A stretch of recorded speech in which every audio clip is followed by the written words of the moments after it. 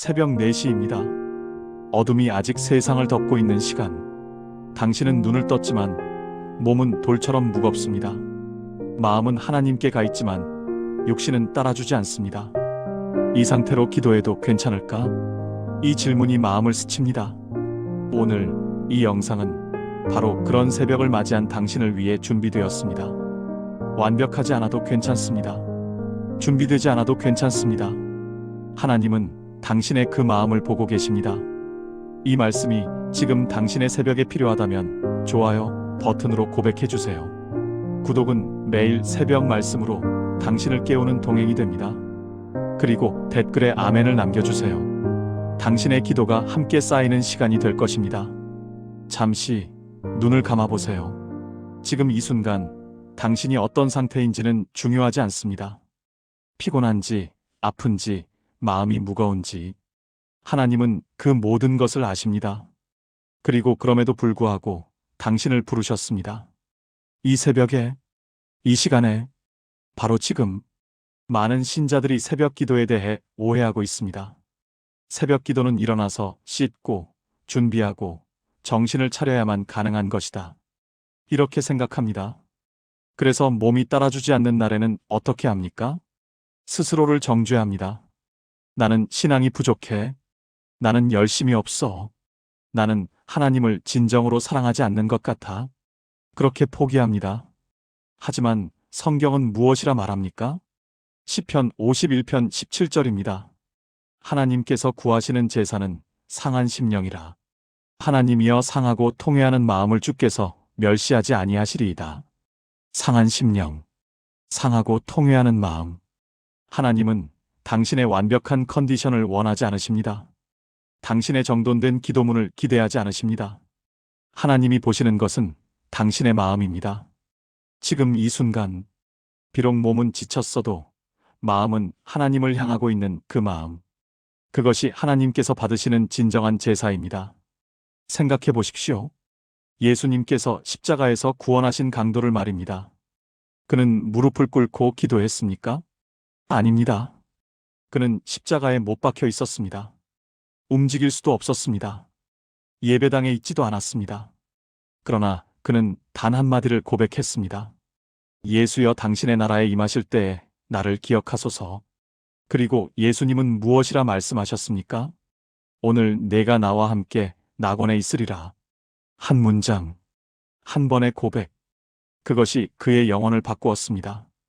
당신의 새벽도 마찬가지입니다. 완벽한 자세가 필요한 것이 아닙니다. 긴 시간이 필요한 것이 아닙니다.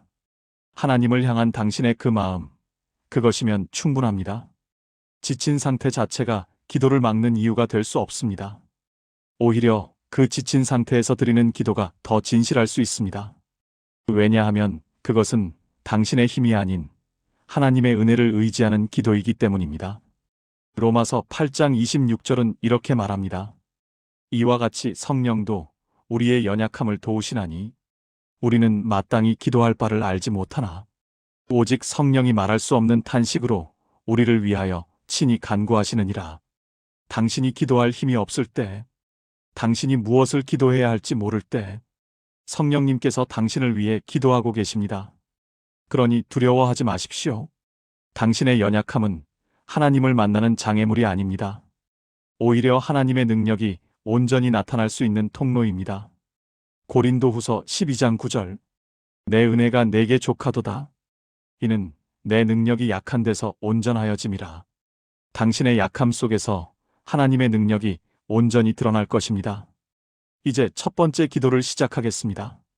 일어나지 않아도 됩니다. 그저 마음으로 따라 하십시오. 하나님, 오늘 숨 쉬게 하셔서 감사합니다. 이것이 전부입니다. 이 한 문장이 당신의 새벽 기도가 될 수 있습니다. 너무 간단하다고 생각하십니까?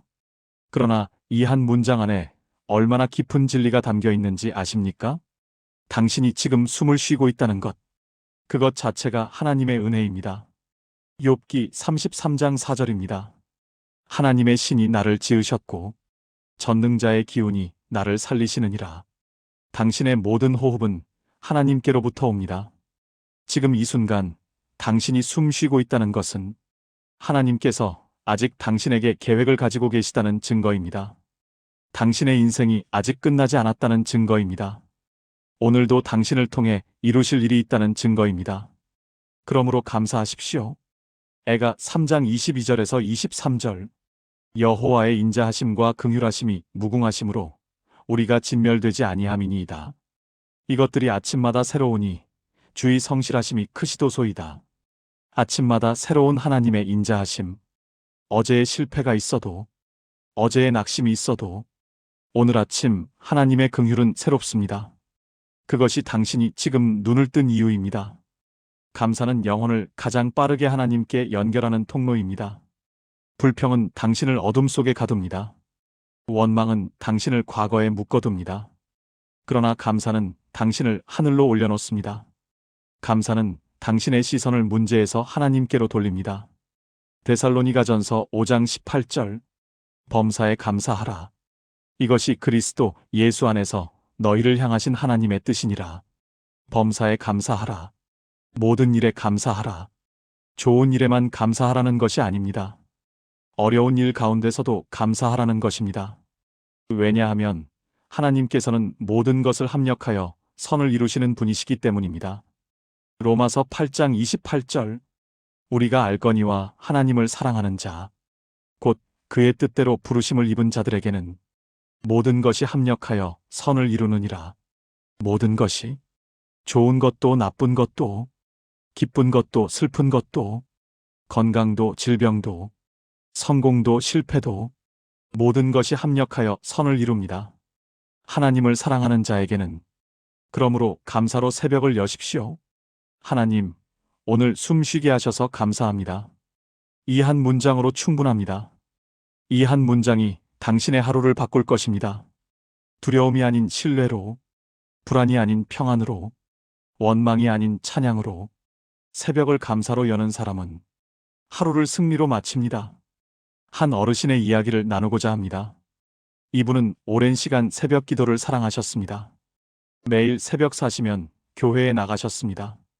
그러나 나이가 들면서 무릎에 통증이 생겼습니다. 관절염이었습니다. 일어나는 것이 점점 어려워졌습니다. 침대에서 일어나 앉는 것조차 고통스러웠습니다. 처음에는 참으며 교회에 나가셨습니다.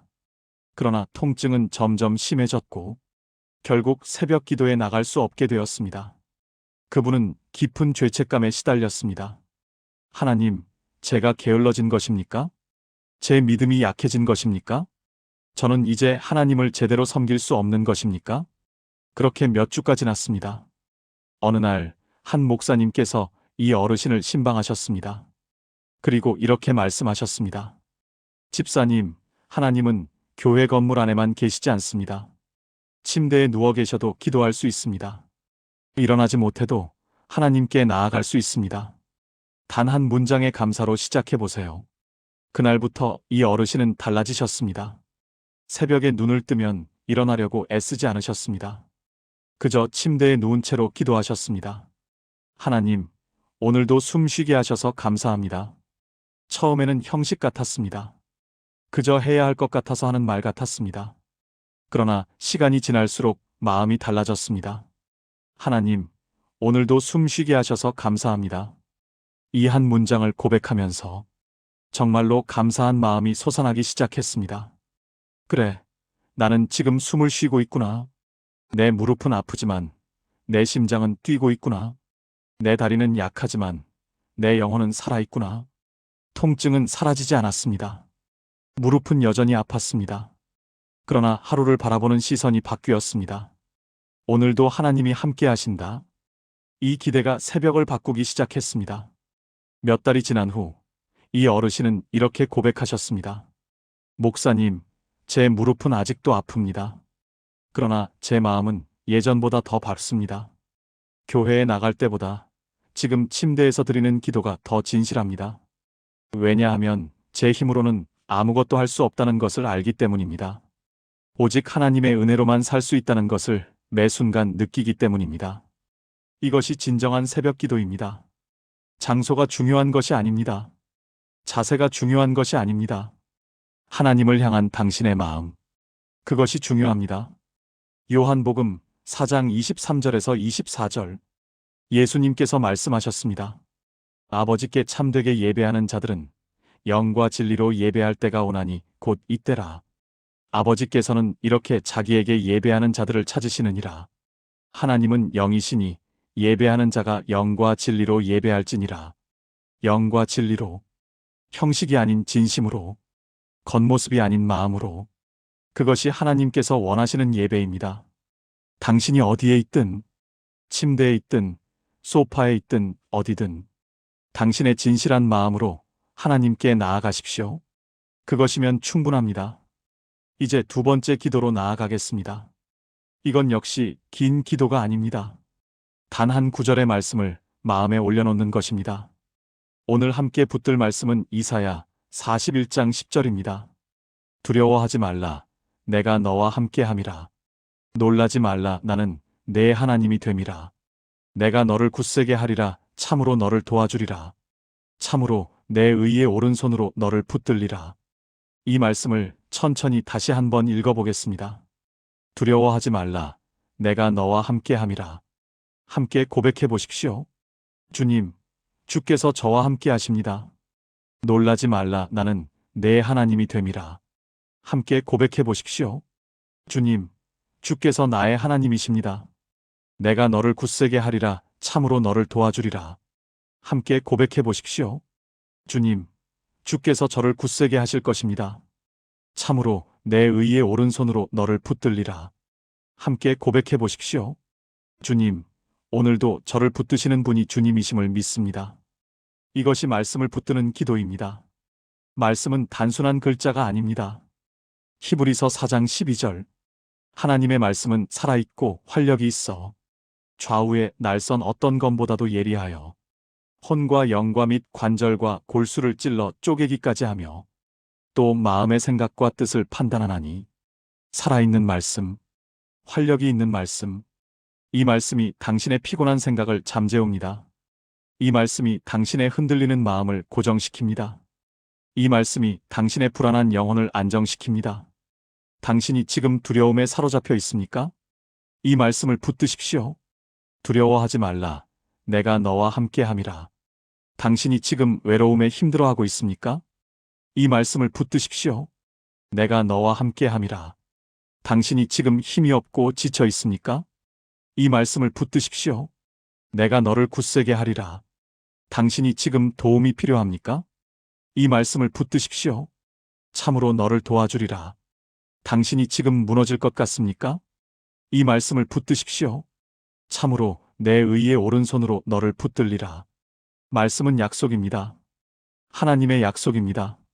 그리고 하나님은 거짓말하실 수 없는 분이십니다. 민수기 23장 19절. 하나님은 사람이 아니시니 거짓말을 하지 않으시고 인생이 아니시니 후회가 없으시도다. 어찌 그 말씀하신 바를 행하지 않으시며 하신 말씀을 실행하지 않으시랴? 하나님께서 말씀하셨다면 반드시 이루십니다.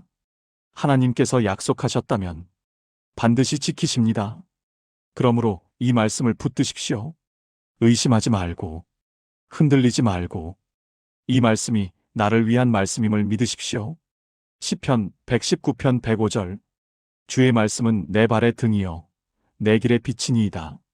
어두운 새벽, 앞이 보이지 않는 이 시간, 말씀이 당신의 등불이 될 것입니다. 말씀이 당신의 길을 비출 것입니다. 그러므로 매일 아침 단 한 구절이라도 좋습니다. 말씀을 붙드십시오. 그 말씀을 마음에 새기십시오. 그 말씀을 입으로 고백하십시오.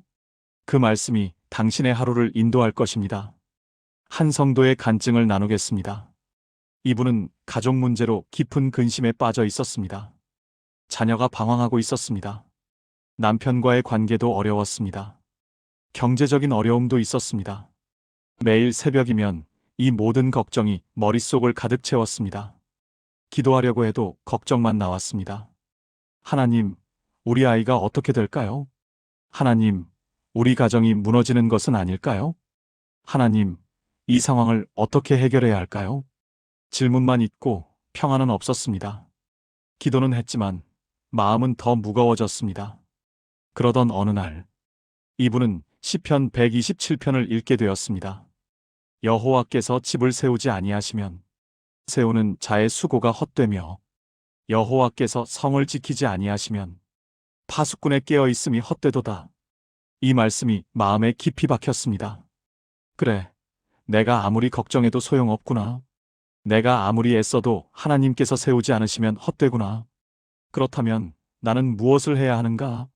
하나님께 맡겨야 하는구나. 그날부터 이분의 기도가 달라졌습니다.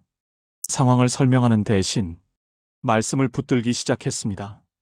주님, 주께서 우리 집을 세우십니다. 주님, 주께서 우리 가정을 지키십니다. 주님, 제가 아니라 주님께서 하십니다. 처음에는 믿기지 않았습니다. 상황은 여전히 어려웠기 때문입니다. 그러나 계속 고백했습니다. 매일 아침, 주께서 내 집을 세우신다. 주께서 내 집을 세우신다. 주께서 내 집을 세우신다. 그리고 놀라운 일이 일어났습니다. 상황이 즉시 바뀐 것은 아니었습니다. 그러나 마음속의 조급함이 사라졌습니다. 불안 대신 평안이 찾아왔습니다. 하나님께서 하실 것이다. 하나님의 때가 있다. 나는 기다리고 신뢰하면 된다. 이 확신이 마음에 자리 잡았습니다. 몇 달이 지난 후 정말로 변화가 시작되었습니다. 방황하던 자녀가 돌아왔습니다. 남편과의 대화가 회복되기 시작했습니다. 경제적인 길도 열리기 시작했습니다. 이분은 이렇게 고백했습니다. 하나님께서 제 상황을 바꾸신 것도 감사하지만 그보다 먼저 제 마음을 바꾸셨습니다. 걱정하는 마음을 신뢰하는 마음으로, 조급한 마음을 기다리는 마음으로, 불안한 마음을 평안한 마음으로 말씀을 붙드는 것이 이렇게 강력한 줄 몰랐습니다. 여러분, 말씀은 단순한 위로가 아닙니다. 말씀은 능력입니다.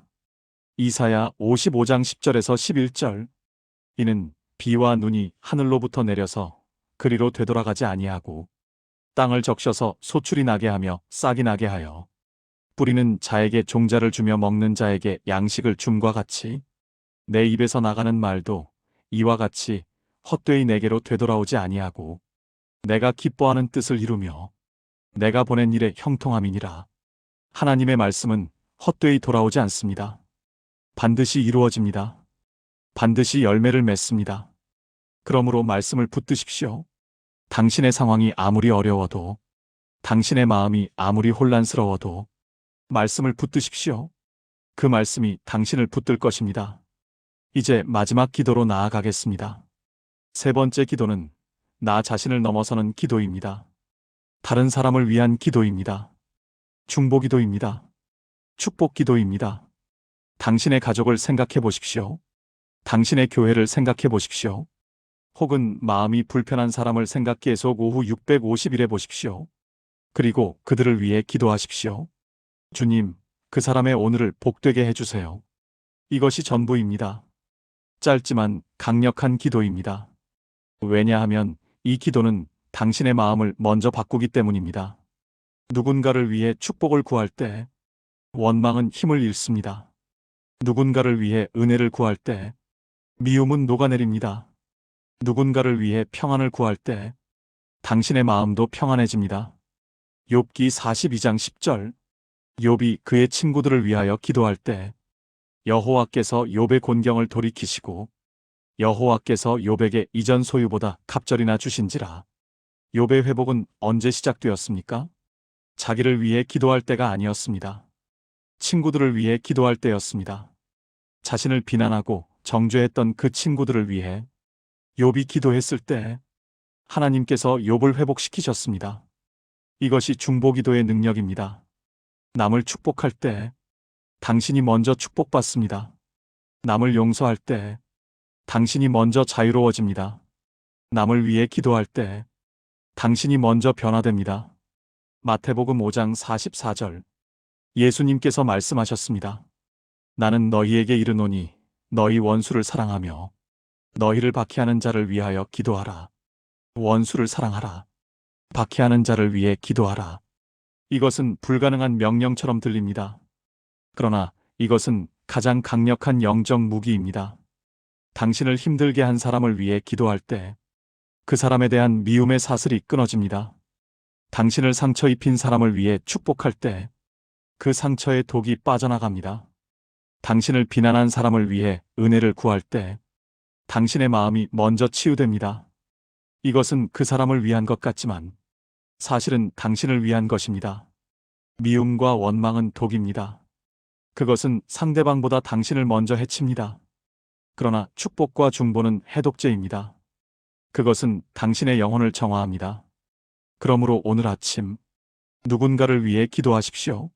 당신의 가족, 당신의 친구, 당신의 이웃, 당신의 동료, 심지어 당신을 힘들게 한 사람까지. 주님, 그 사람의 오늘을 복되게 해주세요. 주님, 그 사람에게 은혜를 베풀어 주세요. 주님, 그 사람을 평안케 해주세요. 이 기도를 드릴 때 당신의 마음이 먼저 밝아질 것입니다. 당신의 영혼이 먼저 자유로워질 것입니다. 그리고 하나님께서는 당신의 그 기도를 들으실 것입니다. 야고보서 5장 16절. 그러므로 너희 죄를 서로 고백하며 병이 낫기를 위하여 서로 기도하라. 의인의 간구는 역사하는 힘이 큼이니라. 의인의 간구, 그것은 당신의 간구입니다. 예수 그리스도의 보혈로 의롭게 된 당신, 당신의 기도는 역사하는 힘이 큽니다. 당신의 중보는 하늘을 움직입니다. 그러므로 주저하지 마십시오. 누군가를 위해 기도하십시오. 그것이 당신과 그 사람 모두를 변화시킬 것입니다. 우리는 지금까지 세 가지 기도를 함께 나누었습니다. 첫째, 짧은 감사의 기도. 하나님, 오늘 숨 쉬게 하셔서 감사합니다. 둘째, 말씀을 붙드는 기도. 주님, 오늘도 저를 붙드시는 분이 주님이심을 믿습니다. 셋째, 다른 사람을 위한 중보의 기도. 주님, 그 사람의 오늘을 복되게 해주세요. 이 세 가지 기도는 길지 않습니다. 완벽하지도 않습니다. 화려하지도 않습니다. 그러나 이것이면 충분합니다. 새벽 기도는 잘하는 것이 아닙니다. 계속하는 것입니다. 하루는 감사 한 문장, 하루는 말씀 한 줄, 하루는 축복 한 사람. 이 작은 반복이 당신의 영혼을 살릴 것입니다. 이 작은 반복이 당신의 삶을 바꿀 것입니다. 잠언 4장 18절. 의인의 길은 돋는 햇빛 같아서 크게 빛나 한낮의 광명에 이르거니와. 돋는 햇빛. 처음에는 희미합니다. 처음에는 약합니다. 그러나 계속 떠오릅니다. 계속 밝아집니다. 그리고 마침내 한낮의 광명에 이릅니다. 당신의 새벽 기도도 마찬가지입니다. 처음에는 어색할 수 있습니다. 처음에는 형식적일 수 있습니다. 그러나 계속하십시오. 포기하지 마십시오. 매일 아침 단 한 문장이라도, 단 한 구절이라도, 단 한 사람이라도 기도하십시오. 그 작은 빛이 점점 밝아질 것입니다. 그 작은 씨앗이 점점 자라날 것입니다. 그리고 언젠가 당신은 돌아보며 깨닫게 될 것입니다. 내가 이렇게 변했구나. 내 삶이 이렇게 바뀌었구나. 하나님께서 나와 함께 하셨구나. 고린도전서 15장 58절. 그러므로 내 사랑하는 형제들아, 견실하며 흔들리지 말고 항상 주의 일에 더욱 힘쓰는 자들이 되라. 이는 너희 수고가 주 안에서 헛되지 않은 줄 알미라. 당신의 수고는 헛되지 않습니다. 당신의 새벽은 헛되지 않습니다. 당신의 기도는 헛되지 않습니다. 하나님께서 모두 기억하고 계십니다. 하나님께서 모두 받고 계십니다. 그리고 때가 되면 하나님께서 응답하실 것입니다. 하나님께서 열매 맺게 하실 것입니다. 그러므로 내일 새벽 한 문장 기도부터 시작해 보십시오. 하나님, 오늘 숨 쉬게 하셔서 감사합니다. 이것으로 충분합니다. 이것이 당신의 새벽을 바꿀 것입니다. 이것이 당신의 하루를 바꿀 것입니다. 이것이 당신의 인생을 바꿀 것입니다. 이 은혜를 나누고 싶으시다면 좋아요와 구독으로 동참해 주세요. 그리고 댓글에 내일 새벽부터라고 남겨보세요. 당신의 고백이 다른 이들에게도 힘이 될 것입니다. 당신의 결단이 누군가에게도 용기가 될 것입니다. 마지막으로 함께 기도하겠습니다. 하나님 아버지, 오늘 이 시간 함께 해주셔서 감사합니다. 이 말씀을 듣는 모든 이들에게 은혜를 베풀어 주옵소서. 내일 새벽 그들이 한 문장의 기도로 시작할 수 있도록 도와주옵소서. 비록 완벽하지 않아도 비록 힘들어도 주님께 나아갈 수 있는 용기를 주옵소서. 그리고 그 작은 시작이 큰 변화로 이어지게 하옵소서. 예수님의 이름으로 기도합니다. 아멘. 지친 새벽이었지만 꺼지지 않은 갈망으로 이 자리까지 오신 당신. 하나님께서 당신을 축복하실 것입니다. 내일 새벽, 우리 다시 만나겠습니다. 말씀 안에서, 기도 안에서, 하나님의 은혜 안에서 주님의 이름으로 축복합니다. 평안히 쉬십시오. 그리고 내일 새벽, 한 문장의 기도로 시작하십시오. 하나님, 오늘 숨 쉬게 하셔서 감사합니다.